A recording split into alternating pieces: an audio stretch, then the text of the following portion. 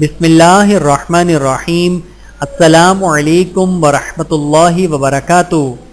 فتنوں کے زمانے میں سب سے پہلے اپنی اصلاح۔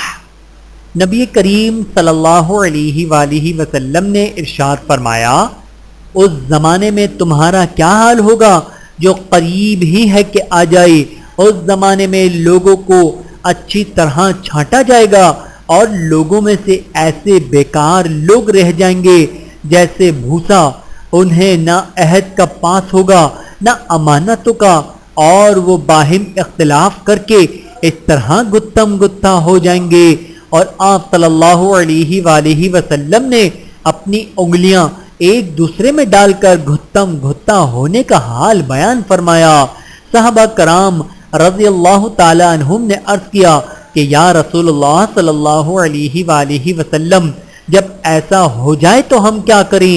رسول اللہ صلی اللہ علیہ وآلہ وسلم نے ارشاد فرمایا، جو نیکی کی بات دیکھو اس پر عمل کرو، اور جو برائی دیکھو اسے چھوڑ دو، اور خاص اپنی اصلاح کی طرف متوجہ ہو جاؤ اور عوام کو ان کے حال پہ چھوڑ دو۔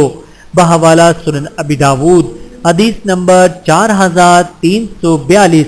اللہ تعالی ہم سب کو احادیث مبارکہ پہ عمل کرنے کی توفیق عطا فرمائے، آمین ثم آمین۔